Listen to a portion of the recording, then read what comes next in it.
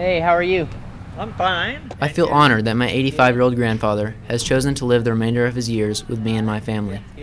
In spite of the fact that most of his generation has passed on, he is by far the best driver I know, and those who know him consider him anything but old. His quick wit and sharp sense of humor seem to hide the fact that he grew up in one of the most difficult times in our history, the Great Depression. And before he was even considered an adult, our country was pulled into a Second World War. I was only 17 years old on December the 7th, 1941, but I wanted to go in then, and I was a senior in high school. My folks would not let me go, so I didn't go in until the next October, and I couldn't wait to get in. When you enlisted, how did your family feel about that? Great. They said they were going to miss me, and I presumed they did. Back in those days, everyone was very patriotic after Japan bombed Pearl Harbor. We were just ending a depression, hard times, and everybody was volunteering to go in. Every man, every male that was from 17 up through 30 were anxious to go. And it was a different kind of war. It was a lot of patriotism and loyalty. We were in a democratic society at that time, and everyone loved President Roosevelt. What ship were you assigned to, and what was your specific job on that ship? The first ship was a U.S.S. Tuscaloosa. It was a heavy cruiser. Cruisers are named after cities, and that was from Tuscaloosa, Alabama. I was assigned to what they call Station A, which was the refrigeration department and auxiliary machinery. I was a machinist mate. I spent the first year in the North Atlantic cruising for German submarines. The biggest enemy we had in the North Atlantic was German submarines. They were just going rampant. Were you on any ships after that? Yes. What were they, and what did you do U.S.S. on them? Miami, that I was in the crew that put it in commission. What was your scariest moment? Oh, me. Which was when I first went in. Of course, I'd never been to sea, never had been on a ship, and I was a little green and a little undertrained. And my post for battle station was up in the shell magazine, and I was running a ammunition hoist. And the first time they called general quarters, it just like scared me to death, because I had to go down there, bolted down 3-inch steel decks over your head, and you were down there to stay until you were told to get out. And in case of a torpedo, you just stayed there because you had to save the ship.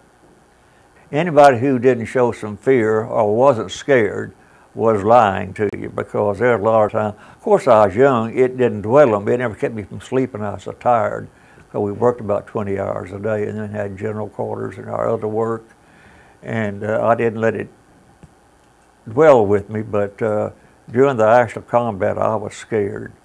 And it was, everybody else was too, because we were in 2 typhoons when I was in the South Pacific, and they had no warning for them, is what was so bad. And we lost several destroyers, and it buckled our ship, and we sprung leaks and had to shore it up. And it lasted 3 or 4 days, and it was, you couldn't eat, you couldn't stand up, everybody was sick, and it was a bad time. Then we had another one later, and which was just as bad. I remember you telling me about a time that a torpedo hit your ship and it was a dud. Yeah, that was in the South Pacific, around the first or second battle of the Philippine Sea, and they told us to stand by for a torpedo on the starboard side, amidship, and that's where I was. I was in the engine room on the throttle, and of course I stood and just braced myself. Of course I'd already been in the Navy then a couple of so years, but anyway, I heard that thing hit, and it might as well have gone off for how it scared me. But it went plump, and that was all of it. So that was a pretty scary time. How does it make you feel when you hear people refer to you as a member of the greatest generation?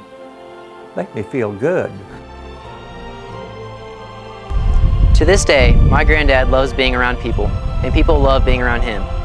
He is of that generation that did not sit on the sidelines. that generation that was called upon to do extraordinary things. And because his generation willingly paid such a high price to preserve freedoms that we enjoy today, I believe they deserve to be known as the greatest generation, and I'm thankful for the legacy that they left us. For LBTV, I'm Taylor Cockrell.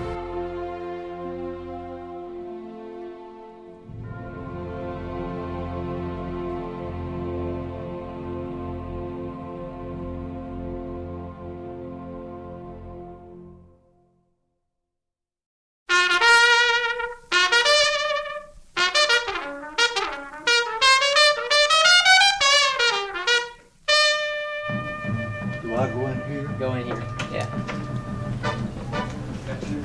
Good afternoon.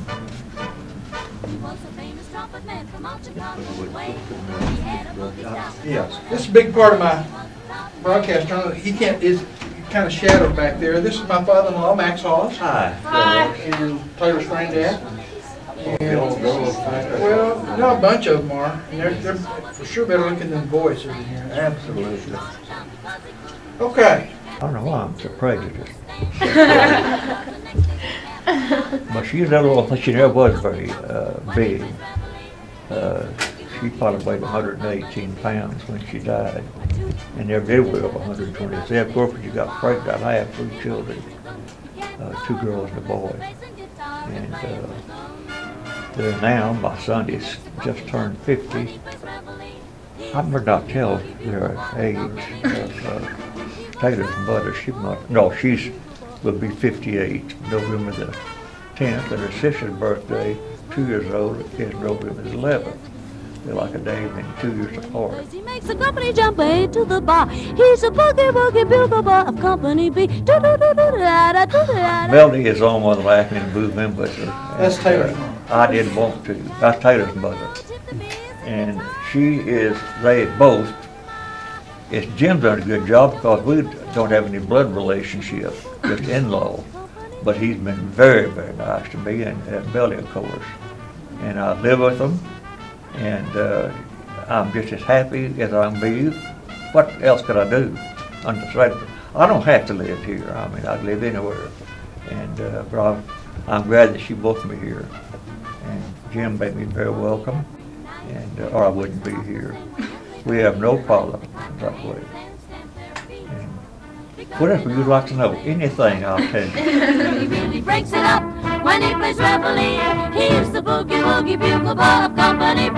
Well, ladies, there's no gentleman that wanted to. Thank you so much for coming in here. I'm so flattered that I felt so. You know, I don't feel like I'm 85. In fact, I don't even like old people. They get on my nerves. When he plays reveille, he's the boogie bugle bar of company B.